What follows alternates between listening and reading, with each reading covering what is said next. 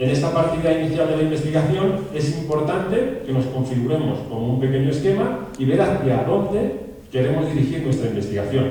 En mi caso era pues conocer cómo fue la vida y trabajo que llevaron los presos en el Pontón de la Oliva, cómo era el presidio donde estaban recluidos e insertarlo todo ello en el mundo penitenciario español de mediados del siglo XIX. Por tanto, ese era mi punto de partida. Para ir aportando información a este esquema inicial que me propuse, lo primero que tuve que hacer es leer todo lo que se había publicado al respecto en relación con el presidio del canal de Isabel II. En este sentido, podemos diferenciar como dos grandes ejes: referencias directas e indirectas. El espacio que estáis viendo en la fotografía es la majestuosa Biblioteca Nacional de España, pues a la que tuve que acudir cientos y cientos de veces, porque, como bien sabéis, en la Biblioteca Nacional al menos hay un ejemplar de todos los libros que se han editado. Entonces, en algunos libros muy específicos solo los podía consultar aquí. Bien, pues de todos esos libros que iba leyendo, empecé primero a discernir esas referencias directas, es decir, bien artículos o libros que hacían referencia expresa al presidio del canal de Isabel II. Y luego la mayoría de las referencias eran indirectas, es decir, que sin tratar propiamente del presidio en mi estudio, sí hablaban a lo mejor del trabajo de penados en obras públicas, en otro presidio, el sistema penitenciario de aquella época. Bien, pues todo eso también tenía que tenerlo en cuenta para ponerlo en relación. Haceros la idea que esto es al fin y al cabo un estudio de caso muy específico, insertado dentro la vida en prisión que suponía en España en aquel momento. En mi caso, no había ningún libro dedicado de manera específica al presidio del canal de Isabel II. Por eso el mío es el único que se ha publicado al respecto. Por tanto, las referencias directas eran muy escasas. Y de las indirectas, pues tenía que tener en cuenta muchas cuestiones, porque lo que aconteció en el presidio del canal fue en algunas cosas parecido al resto de los presidios, pero muy diferente y muy excepcional en España en aquella época respecto a todos los establecimientos penales del país. Entonces, claro, esa comparativa era fundamental tenerla en cuenta. Si yo estaba viendo que en todos los presidios pasaba esto y de repente en el presidio del canal pasa esto, pues eso es muy importante a la hora de tenerlo en cuenta desde el ámbito histórico, como luego apuntaremos posteriormente. Bien, a medida que iba teniendo esas referencias directas e indirectas, me fui dando cuenta de, oye, pero faltan muchas cuestiones de las que no se ha tratado nada al respecto. Preguntas que yo me hacía, digo, pues si esto no se trata, habrá que apuntarlo e intentar posteriormente, mediante el trabajo de archivo que luego veremos, intentar descifrar qué pasaba con toda esta serie de cuestiones. Claro, todo este número de interrogantes provocó que surgieran esquemas mucho más complejos del diseñado inicialmente. Si a lo mejor en ese esquema inicial yo quería tratar el traslado de presidiarios, porque como sabéis en el Pontón de la Oliva, eso es un páramo, allí no había nada, hubo que traer a presos de todos los rincones del país, y entonces, pues bueno, en los inicios del libro se trata el tema del traslado de presos. Pues claro, a lo mejor me hablaban del concepto legal que era en aquella época, el concepto penitenciario, pero no me hablaban de la seguridad que tenía que establecerse durante esos traslados, si usaban grilletes o no, si había fugas durante los traslados, cuántos kilómetros recorrían, cuántos presos se llevaban a trasladar, quién los escoltaba. Pues toda una serie de cuestiones que iban surgiendo en mi cabeza e iba transformando todos estos temas más complejos, de los cuales tenía decenas y decenas. Pues una investigación y una tesis doctoral, al final pasan los años y surgen tantísimas cuestiones que intentas resolver que se dilata mucho en el tiempo. Bien, todos hemos tenido alguna vez un libro de historia entre nuestras manos, pero poca gente alguna vez se ha preguntado realmente de qué tipo de libro se trata. En este sentido, para que todos nos entendamos, podemos hacer como una doble distinción. La mayoría de los libros de historia, el 90 y tantos, son libros recopilatorios, que están basados en lo que los historiadores denominamos fuentes secundarias. Es decir, para que el autor haya redactado ese libro, se ha apoyado en otros autores, bien de sus artículos, libros, y ha dado su propio punto de vista, que puede estar muy interesante, pero al fin y al cabo tiene un apoyo ya. Y luego está un pequeño porcentaje que son los libros procedentes de la investigación, como en mi caso, donde los historiadores nos apoyamos de las fuentes primarias, es decir, los documentos originales de la época. Un escrito que redactó Murillo en 1851, cuando era presidente del gobierno. Bien, pues todas esas fuentes originales que están en los archivos es donde proceden estos libros procedentes de la investigación. ¿Cómo diferenciar qué tipo de libro tenemos entre las manos? Pues muy sencillo. Cuando tenemos el libro abierto, miramos en las notas a pie de página Y si las referencias que vienen son únicas y exclusivamente de autores, esos son de fuentes secundarias, libros recopilatorios. Pero si además de esos autores hacen referencias a archivos concretos, archivo parroquial de Torrelaguna, por ejemplo, archivo ministerial de fomento, pues eso ya está diciéndote que se ha consultado un legajo concreto, un legajo para los que no estéis familiarizados, pues es un conjunto de documentos que ha sido archivado bajo un mismo aspecto más o menos, que ha sido archivado en diferentes archivos. Y ahí ya nos está diciendo que el historiador ha tratado en este archivo este legajo, es decir, ha consultado las fuentes primarias. Claro, para poder escribir algo relativo a la investigación, primero tienes que basarte aquí. Yo no puedo ponerme a decir, pues mira lo que he encontrado, cuando a lo mejor ya hay un autor del siglo XIX, del siglo XX actual, que esto ya lo había descubierto hace tiempo.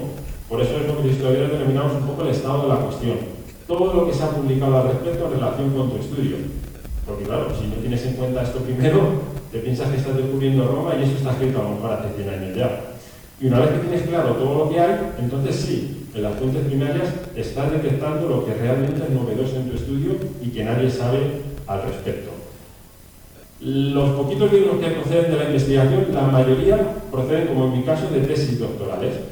¿Y por qué tesis doctorales? Porque en una tesis doctoral el objetivo es aportar algo nuevo al conocimiento científico. En mi caso, pues del derivado del mundo presidiario del siglo XIX.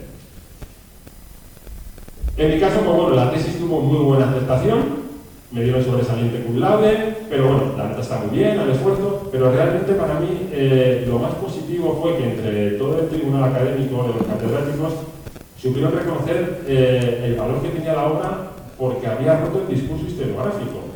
Os pongo un poco en situación a través de esta diapositiva. Por un lado, se aportó una gran cantidad de información relativa al presidio del canal de Isabel II, de la que no se sabía nada al respecto. Pero por otro lado, he obligado, dentro de este mundo de estudio, a reescribir la historia. ¿Por qué? Porque a través de las condiciones de trabajo que vivieron los presos del canal aquí en el Pontón de la Oliva, ha obligado a establecer nuevas teorías sobre el trabajo forzado en España. Os pongo en situación. En mediados del siglo XIX, en Europa, hay una corriente humanitarista donde un poco viene a decir, oye, vamos a tratar al preso un poco mejor, alejarle del trabajo de obras públicas y orientar su condena hacia la reinserción, para que cuando salga en su vida de libertad pueda tener pues, una oportunidad para incorporarse a la sociedad y demás. España, a través del Código Penal de 1848, se suma a esa corriente y entonces se deja el trabajo de obras públicas para presos con determinadas condenas. Claro, en base a eso, todos los historiadores han dicho que ya en la segunda mitad del siglo XIX, como que el preso ya no aspiraba a una utilidad para el Estado, eso iba a ser una cosa de la primera mitad del siglo XIX, y vengo yo con mi presidio del canal de Isabel II a decir todo lo contrario, que el mayor utilitarismo penal de todo el siglo XIX se produce en estas décadas centrales del siglo XIX. Claro, esto rompe todo el discurso historiográfico. Todo lo que se ha escrito sobre los trabajos forzados del siglo XIX, vengo a decir todo lo contrario. En mi tribunal, uno de los catedráticos que había es miembro del grupo de estudios de la prisión. Está formado por 9 o 10 catedráticos en toda España, son un poco lo más relevante que hay en el país, y me dijeron, claro, que usted ha contradecido a mi colega Pedro Oliver en referencia a esto, pero es que tiene razón.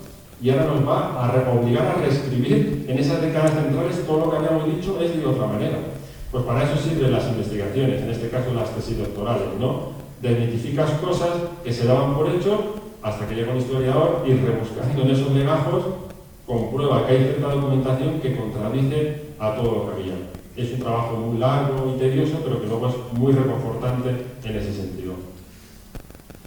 Bien, el trabajo de investigación en archivo es donde realmente se fragua esa investigación. Se conserva pues, bueno, en diferentes archivos del país y, si me permitís el símil, ¿cómo es el trabajo del historiador en este sentido? Pues bueno, se parece un poco al de la policía científica. Primero lo que tiene que hacer es analizar el escenario, en este caso el contexto histórico, y después buscar las pruebas que confirmen o refuten por las pruebas que estaban determinando.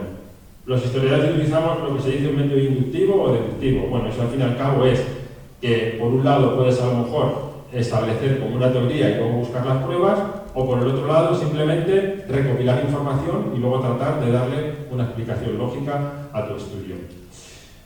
Claro, el trabajo en archivo supone muchísimas y muchísimas horas de estudio y trabajo. Haceros la idea que cuando yo acudía a un archivo pasaba como mínimo media jornada, 4 o 5 horas. Y cuando tenía la suerte de poder acudir todo el día entero, pues eran jornadas maratonianas de 9 o 10 horas.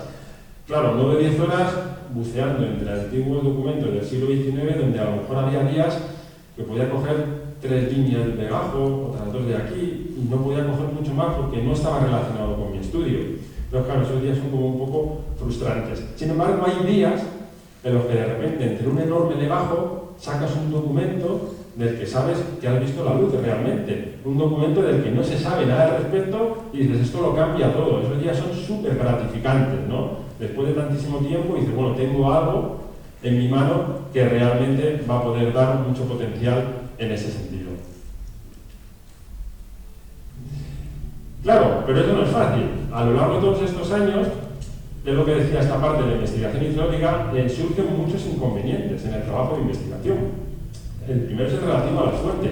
Claro, yo sabía más o menos lo que quería buscar, pero ¿dónde lo tengo que buscar? Tenemos archivos repartidos por todos los puntos de la península, e incluso los propios archiveros que trabajan en sus propios archivos desconocen todo lo que hay. Estamos hablando de millones de documentos repartidos en toda la geografía nacional. Sí, en todos los archivos hay como unos índices generales, pero ya está. Realmente, hasta que el historiador no se mete a un legajo y empieza a mirar documento por documento, no se sabe lo que hay. Os pongo el ejemplo. Yo cuando acudí la primera vez al Archivo General de la Villa de Madrid, en la Plaza Conde Duque, pues me entrevistó con la directora, le comenté la investigación en la que estaba inmerso y me dijo, pues eso del presidio del canal de Isabel II, de eso nunca nadie nos ha dicho nada. De eso yo creo que aquí no hay nada. Y bueno, si no le importa, yo quiero estar aquí varios días consultando los fondos de decisiones que he visto que tienen y los tengo. Bueno, tú pásate si quieres, pero vamos, que aquí no vas a encontrar nada de eso. Pues al quinto o sexto día, entre los diferentes legajos que estaba consultando, encontré multitud de hojas histórico-penales. Para que os hagáis una idea, esos son como los antecedentes penales de hoy en día. Claro, pude saber de cientos de presidiarios del canal por qué delitos habían sido condenados, cuándo llegaron al Pontón de la Oliva, si tuvieron indultos, rebajas de condena, malos tratos, datos físicos, o sea, toda una información de primerísima calidad. Por tanto, en este sentido, el investigador tiene que ser como un poquito cabezón entre comillas y no dejarse influenciar por lo que le digan cuando llega a un sitio. Hasta que no sepa realmente lo que hay ahí, no puede poner una X como ese archivo.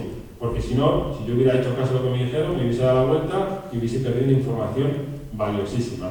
Entonces, claro, este es uno de los muchísimos ejemplos que he tenido que enfrentarme a lo largo de tantos años, ¿no? Donde llegar directamente y dicen que no va a haber nada y luego encuentras un montón de cosas, incluso en el propio archivo histórico nacional. Es que los archivos es imposible, no pueden saber todo lo que hay. Ese es el trabajo del historiador, el que tiene un poco que llevarlo a cabo.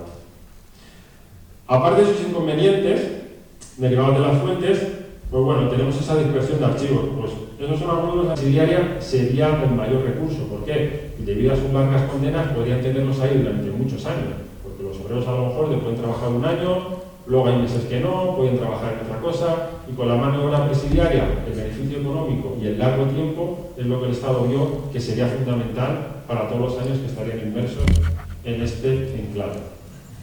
Esto es una ilustración de la época del siglo XIX de lo que era el Pontón de la Oliva en aquel momento. Como veis, estaba ese puentecito, que es donde iría posteriormente la presa, y como era para entonces esa zona. Para llevar a cabo todos los trabajos se creó una empresa pública al efecto, denominada Canal de Isabel II, la cual todos conocemos porque ha perdurado hasta la actualidad. La dirección del Canal de Isabel II se estableció aquí, en Torrelaguna, donde estaba toda la documentación principal, y las obras se dividieron como en 4 grandes ejes. El Pontón de la Oliva, que es donde se construyó la presa, el canal de conducción de 77 kilómetros de longitud, desde el Pontón hasta la capital, para conducir todo el agua, un depósito a la entrada de Madrid de 58.000 metros cúbicos que da un almacenamiento durante 5 días. Por lo que sea, si hubiera una sequía y el canal no llevaba agua, al menos durante 5 días con ese depósito tenían garantizado. Y luego la distribución interior dentro de la ciudad, pues todo el sistema de alcantarillado y demás para llevar a cabo ese abastecimiento. A lo largo de toda la línea del canal trabajaron miles de obreros libres, pero los presidiarios únicamente se concentraron aquí, en esta primera parte, en la presa del Pontón de la Oliva. que son los que llevaron los trabajos más duros, más penosos y más arriesgados. También trabajaron en determinadas épocas con obreros libres, pero la principal, esa penosidad, fue llevada a cabo por los presos. Esto es una fotografía de las poquitas que hay de aquella época, es la única instantánea que es relativa al presidio del canal de Isabel II. Pues se ve que están en formación a la salida del presidio por la mañana antes de ir a los trabajos. Está realizada por el inglés Charles Clifford, que era como el fotógrafo de la reina, que le permitieron un poco retratar tanto esta como otras obras públicas en España. Haceros la idea que esto es como el inicio de la fotografía en el país, de las obras públicas. De hecho, la fotografía llevaba muy pocos años en España y poco después empezaron con las obras públicas. Entonces tiene como un valor muy importante.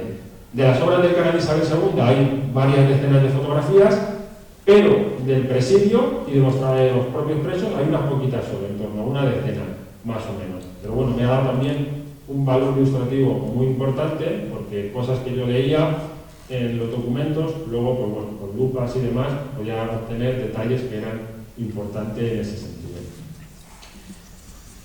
En el principio del libro diferencio distintos aspectos y trato pues, estas cosas que estamos viendo aquí, ¿no? Las ventajas de la mano de obra presidiaria, pues era fundamental. Tengo a presidiario durante un montón de años, donde el beneficio económico es muy considerable, pues entonces para el Estado era genial. Al estar tantos años ahí, tener miles de hombres, pues le venía fantástico en ese sentido. La arquitectura penitenciaria, es decir, ¿qué esquema se siguió para construir el presidio? Esto puede tener una relevancia también muy importante, porque el director del Consejo de Administración del Canal de Isabel II, este hombre podía haber llevado a cabo el modelo panóptico. Ese modelo panóptico se ha llevado luego posteriormente en cuarteles, cárceles, y está extendido por todo el mundo. Y en España todavía no había ningún edificio panóptico. Eso es, bueno, un poco desde el propio establecimiento, desde el centro se podía controlar a todos los reclusos. Él lo hizo en su proyecto de fin de carrera y luego, cuando estaba aquí armando las horas, pudo ponerlo en práctica a través del presidio del canal. Pero, por una cosa u otra, no se llevó a cabo y al fin y al cabo se diseñó únicamente el modelo de hacinamiento, sin divisiones de ningún tipo, sin control, y posteriormente, pasadas las décadas, es como se hizo el primer modelo panóptico. Pero aquí en el canal se podía haber llevado a cabo. Y luego el traslado de presos, súper importante. Como apunté anteriormente, en el Pontón no era un páramo, allí no había nada. Luego construir el presidio y traer a presos de todos los rincones del país.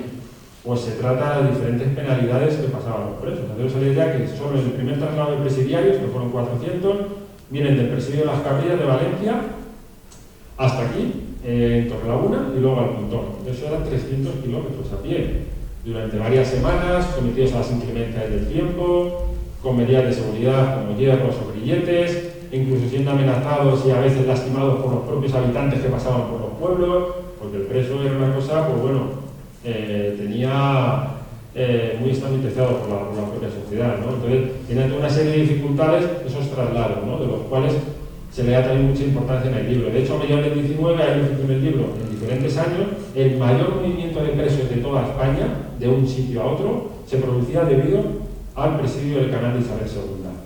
Porque claro, aunque se inició con un número de presos determinado, luego algunos iban falleciendo, como luego hablaremos. Luego había fugas, había indultos, toda una serie de pormenores que las altas y las bajas de los presos estuvieran oscilando en todo momento. Por eso el traslado de presos fue constante a lo largo de todos los años.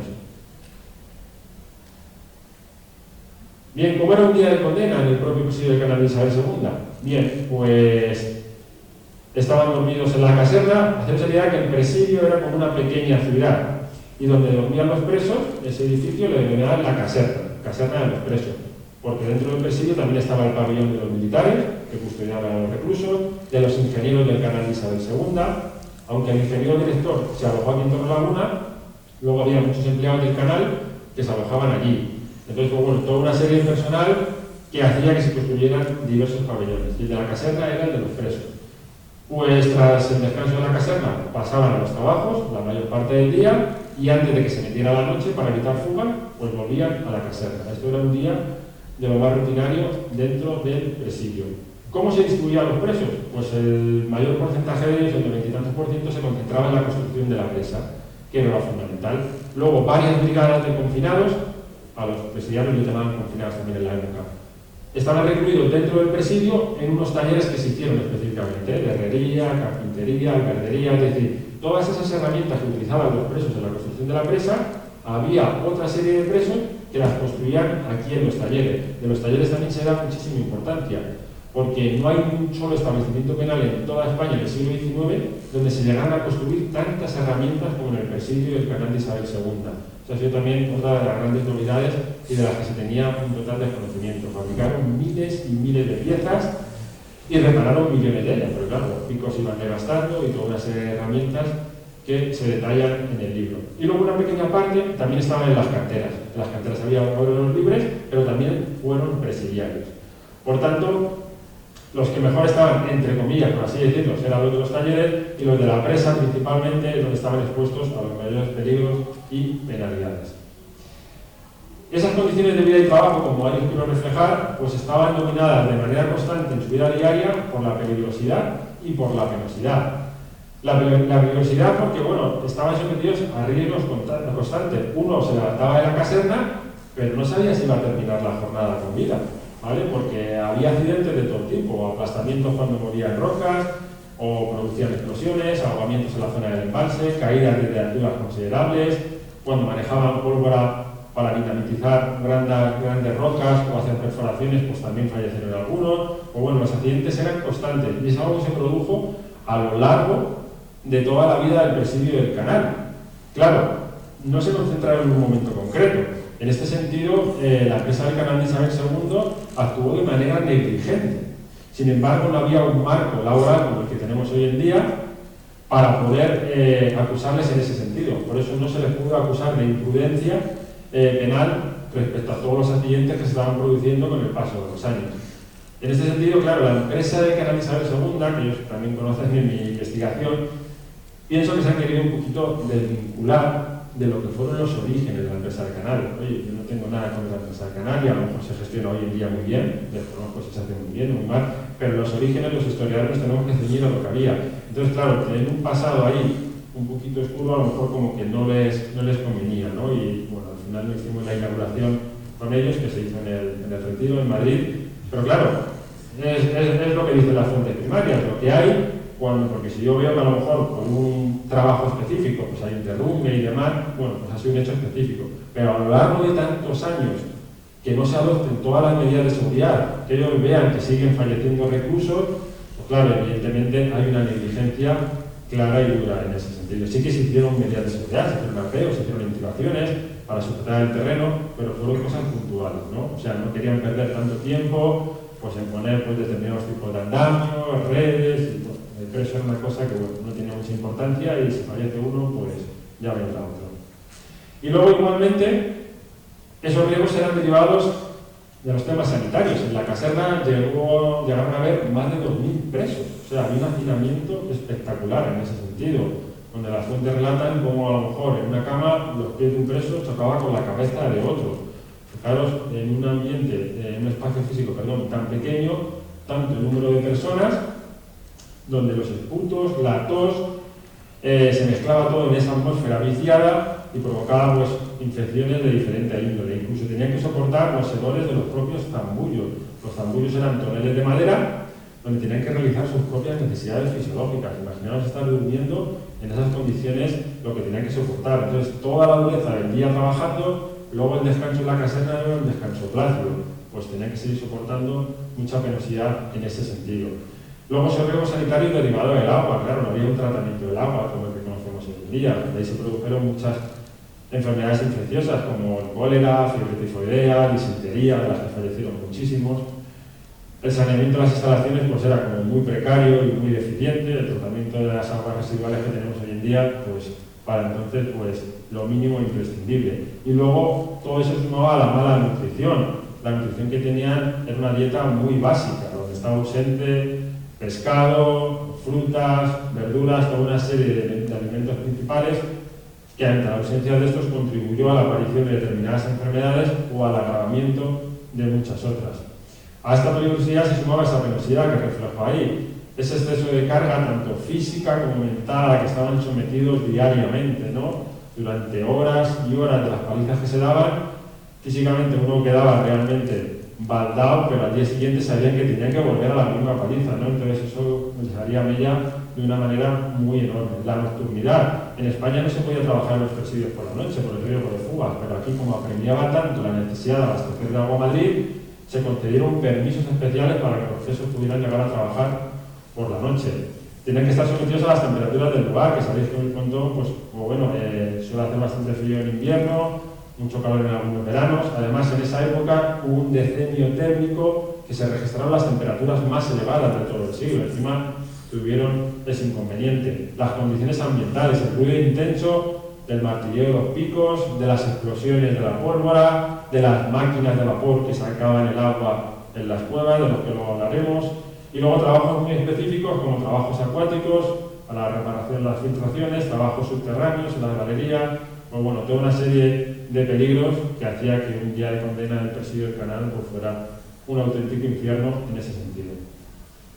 Ese día de condena, sumado a todas esas condiciones de trabajo que hemos visto, se incrementaba con otra serie de factores muy negativos. Estaban sometidos a la presión constante por parte de los mandos. Estamos hablando de mandos militares, aunque los presidios eran civiles, estaban gobernados todavía por personal militar. Entonces, a la mínima que uno dejara de trabajar, pues podía tener un fuerte correctivo, especialmente de los denominados cabos de vara. Los cabos de vara eran un presidiario más del que el Estado le había revestido de un carácter legal. Es decir, era el propio preso el que controlaba a sus presidiarios, a sus propios compañeros. Claro, a él le venía fantástico, le quitaban de trabajar y lo único que tenía que hacer era controlar a sus compañeros. Le dieron una vara, de ahí viene su nombre, y al mínimo paro que tuviera alguno de los presos, pues imaginaros el castigo físico. Fue una figura muy polémica en los establecimientos penitenciarios en España durante el siglo XIX y permaneció durante mucho tiempo. Y aquí hubo muchos incidentes con estos denominados cabos de vara. Algunos de los presos tenían que hacer encima los trabajos con grilletes, porque debido a sus determinadas condenas, algunos tenían que estar sometidos a una vigilancia en mayor medida. Esa precaria y deficiente alimentación que hemos apuntado se sumaba a la contribución y aparición de enfermedades de todo índole. Se ha dedicado un capítulo específico del libro a la aparición del gran número de enfermedades que se produjo aquí en el presidio del Canal. Ningún estudio penitenciario español del siglo XIX ha tratado en profundidad, como ha sido en este caso, todas las enfermedades que aconteció dentro de un presidio. El hacinamiento que he citado dentro de la caserna, las reyertas que se producían entre los propios reclusos. Claro, aquí había presos de muy diferente índole, entonces, en muchas ocasiones se llegaban a agresiones físicas y en el peor de los casos hubo incluso varios fallecidos en este sentido. Y todo esto se vivía en una ausencia de corrección total. El Estado liberal de entonces aspiraba que en cada presidio, en cada cárcel, hubiera una biblioteca y una pequeña escuela que sirviera un poco para esa reinserción. Pero aquí en el presidio del Canal no hubo ni un solo momento para eso y la máxima aspiración era que el preso tuviera esa utilidad constante para construir rápidamente la presa y abastecer de agua a Madrid. Claro, toda esta serie de peligros, inconvenientes, penosidades hizo irrumpir en la mente de más de un presidiario la idea de fugarse, como nos hubiera pasado a todos, ¿no? Tu supervivencia está al fin y al cabo en juego, no sabes ni siquiera si vas a terminar la jornada, por lo que intentarías era fugarte en ese sentido. Se ha detallado de manera muy específica, como igualmente no lo ha hecho ningún estudio de un presidio del siglo XIX, todas las fugas que acontecieron desde el inicio hasta el final. Eso no lo había hecho ningún estudio. Cuando yo he visto los diferentes estudios de presidios o cárceles del siglo XIX, pues sí, te citan cosas, pero no te citan la evolución entera. ¿Cuántos han fugado en total? ¿Cuántos intentos de fuga? ¿Cuántos han muerto? ¿Cómo fueron las fugas? ¿Cómo se produjeron? ¿En solitario? ¿En grupo? ¿Qué acontecieron? Toda una serie de pormenores muy detallados que ha dado también a conocer en este sentido el presidio del Canal. ¿A qué responsabilidades penales se enfrentaban cuando eran atrapados? Muchos de ellos fueron juzgados luego aquí, en Torrelaguna, cuando eran atrapados y devueltos de nuevo al presidio del Pontón. Pero sobre las fugas también he querido tratar dentro del libro porque lo considero un aspecto como muy importante y de la que no había mucha información a nivel general en cualquier estudio penitenciario. Esto es como una pequeña recreación de lo que es el Pontón. Ahí con la presa del Pontón de la Oliva, y cuando se iba formando el embalse, pues tenía una capacidad de 3 hectómetros cúbicos, se formaba un hermoso lago que duraba como unos 6 kilómetros de longitud, y llegaba ahí a su máximo.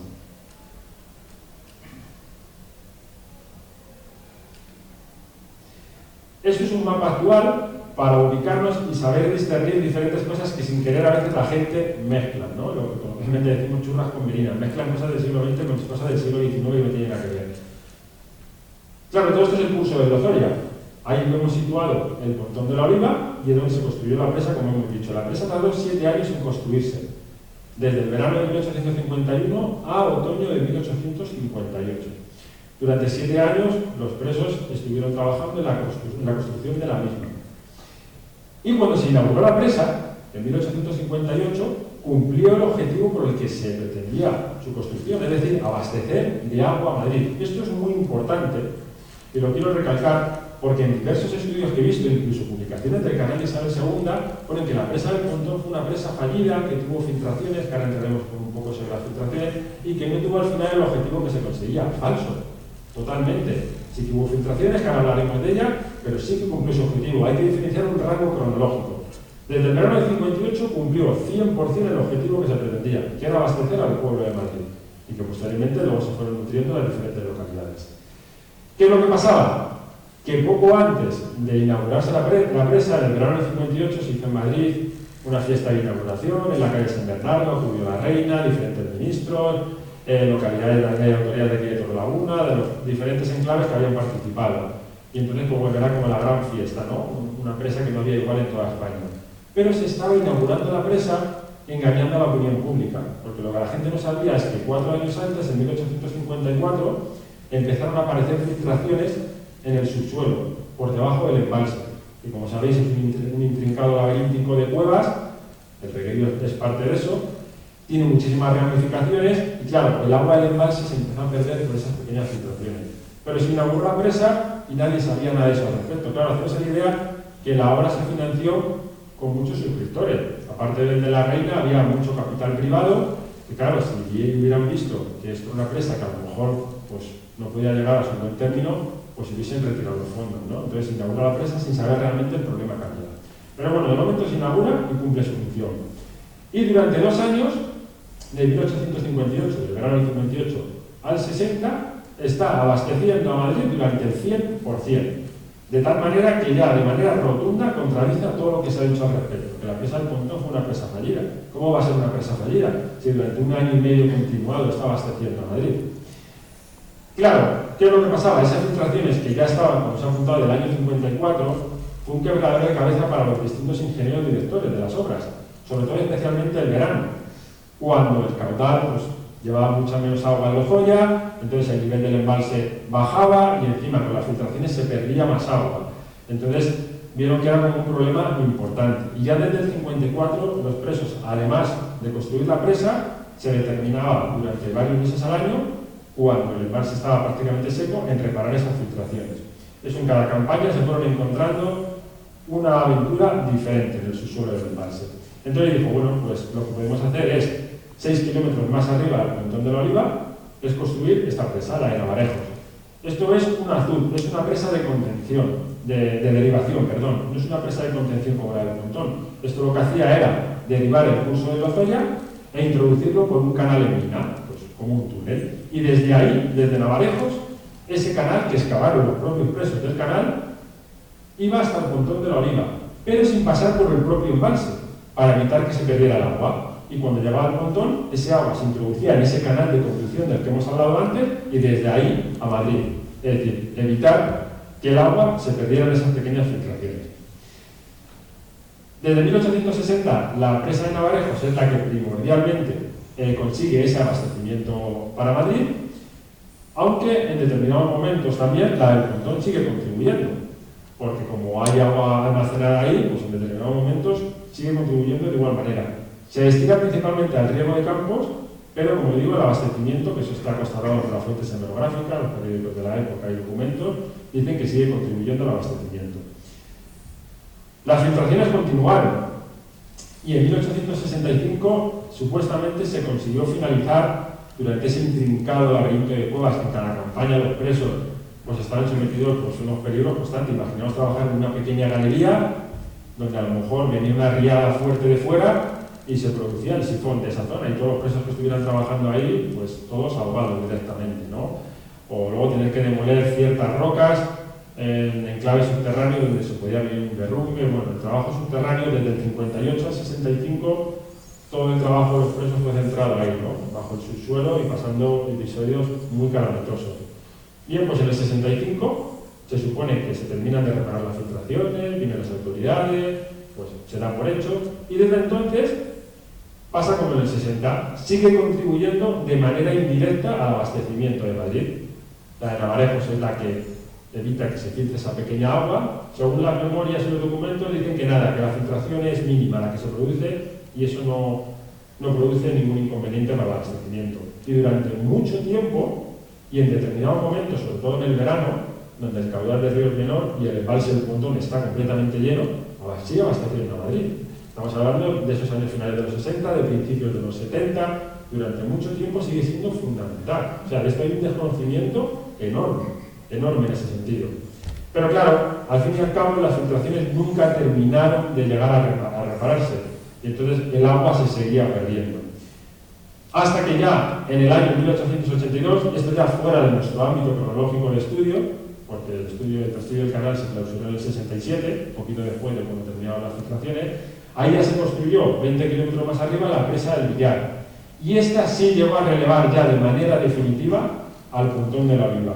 Ya a partir de esa fecha, el agua del Pontón ya no abastece agua a Madrid. El agua que se utiliza, que queda embalsada, es para el riego de campos de toda la zona. E incluso hasta época actual, cuando ha habido agua ahí embalsada, pues ha servido un poco para las zonas del área de influencia y demás, se ha utilizado para el riego de campos en ese sentido igual. Entonces, hay que diferenciar, como digo, ese ámbito cronológico muy diferente. Y luego ya, muy posterior, ya en el siglo XX, se construyen otras dos presas. La de La Parra, un poquito más arriba de la de Navarejos, que esto también es una presa de derivación. ¿Por qué? Porque la de Navarejos tenía el problema que cuando llovía se ponían las aguas turbias del Lozoya. Eran dos arroyitos concretos que hacía que las aguas estaban como muy revueltas. Y el canal decide construir esa otra presa de derivación.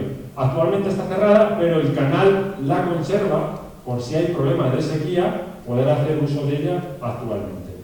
Y luego, pues bueno, la última presa que se construye, que todos conoceremos, es la de la Tatar, en tiempos de Franco, fue el último embalse en aquella época, porque en la década de los 50 del siglo XX hubo una gran sequía que hizo tener otra vez esos problemas de abastecimiento que rompieron ya en el siglo XIX.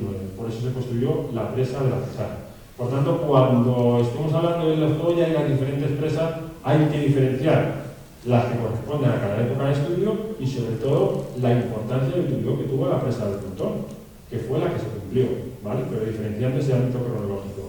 Y veréis en muchas publicaciones que me han apuntado, la presa del Pontón fue una presa fallida. Falso. ¿Sabe? Las investigaciones sirven igualmente para identificar esos mitos que están instaurados. Sí que hubo filtraciones, pero durante X años cumplió su función. Esto es un mapa actual de la Comunidad de Madrid, de dónde estaba ubicado el Pontón de la Oliva, ahí en el noroeste de la comunidad, en la Sierra de Illón. Y en esto vemos dónde está el Pontón de la Oliva, pero los centenares de presidiarios que llegaron a fallecer a lo largo de las obras, casi 1.800.000 y pico concretamente, no se les enterró en el Pontón de la Oliva. Entonces, claro, tenía que averiguar realmente dónde se habían llevado todos los cadáveres. Pues para eso los archivos parroquiales son fundamentales. Y el archivo de Uceda es el que me dio la clave en ese sentido. Un poquito más al sur del Pontón, como sabéis, está la localidad de Uceda, que está a este otro lado, que ya pertenece a Guadalajara, y ahí en el archivo parroquial, en el libro de difuntos, pude encontrar todo el listado de presidiarios del canal de Isabel II. Porque según la división eclesiástica, el Pontón pertenecía a esta zona. Por eso se apuntó en esos libros de difuntos. Claro, ahí me dio muchísima información. Nombre y apellido de los presos, el día que falleció, horas, enfermedad por la que falleció. Bueno, fue realmente importantísimo para mí todo ese documento, ¿no? Durante semanas estuve trabajando ahí. Anteriormente a Uceda ya estuve en el archivo parroquial de aquí de Torrelaguna, también el de Patones, el de Torremocha, todos los párrocos de la zona y alcaldes me conocen, ¿no? Durante tanto tiempo. Pero el de Uceda fue el que me dio la clave en ese sentido. Claro, entonces dije, pero para aquella época casi 1 millar de cadáveres no entraban en el cementerio tan pequeñito, de reducidas dimensiones que tenía Uceda para aquella época. Entonces mi idea fue, bueno, pues vamos a recorrer lo que eran supuestamente los límites del municipio en aquella época, por si acaso pudiera encontrar alguna pista o indicio donde se les pudo haber enterrado. Y cuando estaba recorriendo el municipio, vi una calle que estaban haciendo obras, donde una excavadora tenía abierta una pared, y pude encontrar fragmentos de hueso, de cráneo, de fémur, de cadera. Entonces, era como una especie de fosa común que podían haber hecho en esa zona, donde simplemente allí los tiraron, donde acababa el municipio, y ya está. Entonces, en ese sentido, la investigación continúa, las autoridades de Uceda ya lo saben. Mi intención es intentar llevar a cabo un proyecto arqueológico en la zona para intentar discernir si es este el sitio exacto o no donde se enterró a los centenarios de presidiarios que fallecieron, que al fin y al cabo fueron los hombres que dieron su vida para que los madrileños tuviéramos agua en nuestras casas. Entonces, qué mínimo que rendirles ese tributo y hacerles un poco ese pequeño centro de interpretación o localización donde fueron y acabaron sus últimos días. Por tanto, eso es una cosa que sigue ahí abierto. Ahora están con el tema de los restos mozárabes, porque Uceda, como sabéis, también tiene restos más antiguos, pero ya hemos aprovechado esas excavaciones para intentar llevar a cabo también mi proyecto, que bueno, que esperemos que algún día pueda tener luz al respecto. Claro, al analizar la mortalidad de los presos, pues ya aproveché y dije, bueno, como no se ha llevado a cabo ningún estudio en todo el siglo XIX de cómo fue la pequeña población de Uceda, analicé toda la mortalidad. Esto es un gráfico que realicé de todo el siglo, donde se puede ver que en cada década pues fallecían en torno a 220 personas en Uceda. Pero esto solo referido a la población civil. El gráfico está bien completo porque no se están sumando a los presos, que los incluyen esta otra. Es un aumento drástico ahí en las décadas centrales. Pues eso es debido a todo el número de presos que fallecieron. Y por el que se explica por qué la mortalidad de Uceda fue tan elevada en aquella época. Más de 1000 personas fallecieron en esa década, entre los ciudadanos de la localidad y todos los presidiarios. El número de fallecidos en total en todo el siglo, fijaros, fueron más de 3000 personas, de los cuales una cuarta parte correspondieron a los presos del canal. Y luego, claro, revisando todos los libros de difuntos, me di cuenta que había muchos niños que fallecían. Los denominamos como párvulos, que eran niños hasta 7 años de edad, concretamente el 43%, fijaros, casi cerca de la mitad de la población. Pero debemos tener en cuenta que en la década de los 60 del siglo XIX la esperanza de vida de nacer en España es que no llegaba a los 70 años de edad. 29,1 hombres y 29,9 mujeres. Entonces, claro, normal también que fallecieran tantos niños en aquella época. Pues bueno, y he aprovechado igualmente para señalar todo ese aspecto de que no se sabía nada al respecto. Claro, para conocer qué tipo de presidiarios se hallaban recluidos en el presidio del Pontón, del canal de Isabel II, debemos conocer qué tipo de delitos cometieron. Esto nos traslada del campo penitenciario al campo penal. La mayoría de ellos cometieron delitos contra la propiedad, hurtos y robos principalmente. Claro, uno oye a lo mejor hurtos y lo intenta asemejar hoy en día, ¿no? Donde los hurtos, los pequeños hurtos, ni tienen pena de prisión, casi con penas mayores que al presidio del canal, porque sabía que aquí la mortalidad rápidamente se corrió la voz, que era altísima en ese sentido. Dentro del presidio del canal también había muchos presidiarios que cometieron delitos contra las personas, homicidios, asesinatos, lesiones, así como otros delitos como de estafa, falsificación, es decir, había un conglomerado de delincuentes de muy diferente índole en ese sentido. El Estado liberal, a lo que aspiraba en aquel momento, es que cada tipo de pena se cumpliera en un establecimiento penal diferente. Es decir, para no mezclar violadores con pequeños rateros y demás. La idea era muy buena, pero para entonces España no tenía la capacidad económica de construir tantísimas prisiones. Entonces, claro, fue incapaz el sistema penitenciario español de aquella época que el pequeño ratero que había robado aquí en Torrelaguna a lo mejor algo de pescado, pues no acabara influenciándose por el temible asesino que a lo mejor había matado a varias personas. Eso fue también otro de los grandes fallos del sistema penitenciario de entonces, ¿no? Se acabó mezclando a un conglomerado de presos que nada tenían que ver unos con otros. E igualmente he aprovechado este capítulo para identificar otro de los mitos relacionados con el presidio del canal, referido a los delitos políticos. En más de una ocasión he visto en distintas publicaciones, pues la presa del Pontón se construyó con 1.500 presos procedentes de las guerras carlistas. Nada tiene nada que ver. ¿Hubo 1.500 presos? En determinado momento sí, en otros no. Hubo desde 600 hasta 2.300 presos. O sea, eso fueron unas observaciones tremendas. Pero eso de los 1.500 lo desterramos. Y eso de los presos carlistas, nada que ver. Cuando se hablaba de esas hojas histórico-penales, es decir, de esos antecedentes, pude ver todos los delitos por los que habían sido condenados: hurtos, robos, lesiones, daños, homicidios, violadores, falsificadores, estafadores. No aparecía ni un solo delito político. Y es más, ni siquiera había un establecimiento penal aquí en España en aquella época que aculpara a los presidiarios por motivos políticos. Por tanto, claro, yo dije, ¿esto de dónde lo han sacado? Pues el primer artículo que lees, ves al autor y dices, bueno, vamos a ver, ¿a quién han citado? Ha citado a este otro autor. Me iba al otro autor anterior. Y de autores iban citando unos a otros, hasta que consigo retroceder a principios del siglo XX, 1900 y poco. Se produce una feria del canal de Isabel II y el director de entonces, Severino Bello Collán, pone, después de la feria, que ya han pasado medio siglo desde que se construyó la inmensa presa del Pontón, que fue realizada con 1.500 pesos procedentes de las guerras carlistas. Y el que dijo eso, ya todos los autores a lo largo del siglo le han ido copiando, hasta que han pasado 120 años, y ha llamado un historiador, en este sentido he sido yo, y he dicho, oye, que es que esto no tiene nada que ver con los presos carlistas, que es que no tiene nada que ver con los presos carlistas. Entonces, para eso sirven las investigaciones, porque si yo me dedico simplemente a copiar lo que dice el otro autor y no veo la fuente primaria, claro, ningún autor pudo decir de dónde ha sacado esa documentación. Claro, porque no existe, no había. Entonces, esa es la importancia de las investigaciones, aportar nueva información y desmitificar mitos que están muy instaurados en la historiografía, y con el presidio del canal hay muchos en ese sentido. Igualmente, al analizar los delitos hay que analizar la penalidad. Cada delito tenía penas diferentes. Esto de la cadena temporal era un tipo de pena muy concreta en aquella época. Era una pena que iba de 12 a 20 años de presidio. Y en el presidio del canal había muchos presos que acumulaban ese tipo de cadena. El presidio mayor, pues bueno, era un poquito menor, ¿no? Hasta X años. Y es lo que decía antes, el Estado liberal aspiraba a que, pues lo de la cadena temporal, que lo cumplan aquí, lo del presidio mayor, aquí, lo del presidio correccional, en la provincia donde han cometido su delito. Todo esto quedó muy bonito en el papel, pero al final eso no se pudo llevar a cabo, y en el presidio del canal había penas de todo tipo, de muy diferente índole.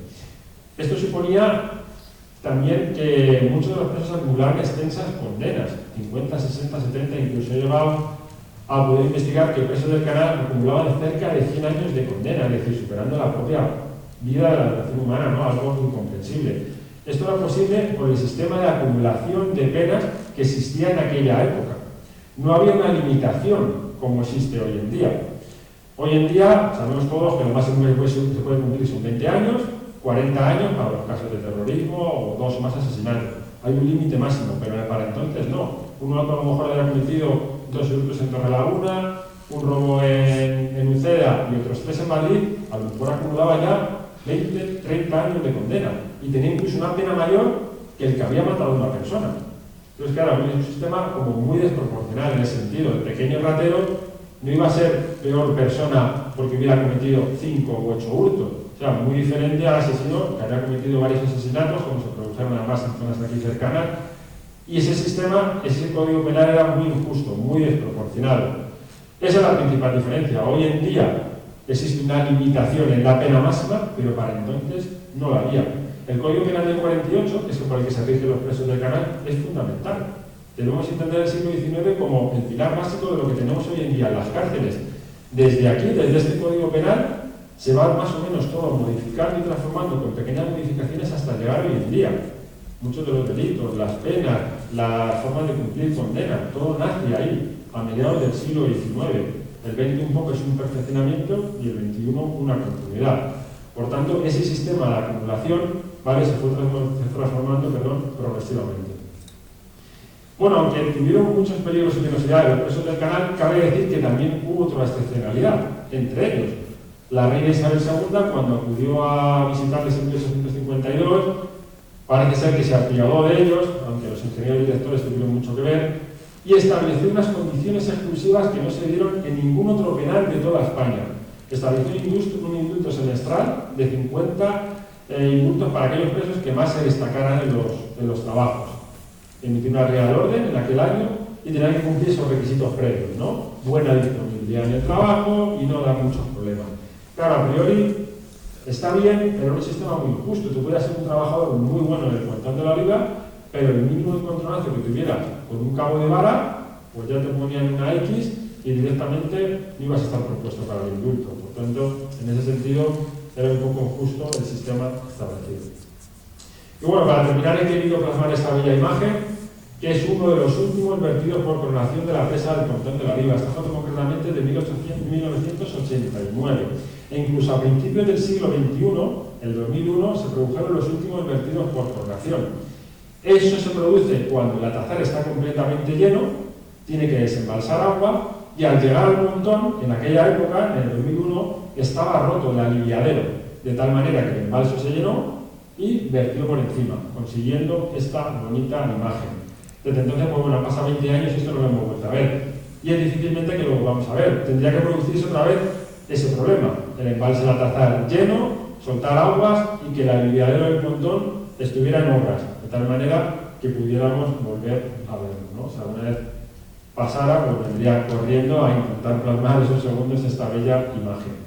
Bueno, con este libro el objetivo principal ha sido, pues eso, aportar nueva información al presidio del canal de Isabel II, el cual ha contribuido a reforzar los orígenes de la empresa del canal de Isabel II e indirectamente el de la historia de Madrid. Y a su vez ha cubierto un gran vacío historiográfico sobre un montón de cuestiones a nivel penitenciario y penal del que no se sabía nada al respecto.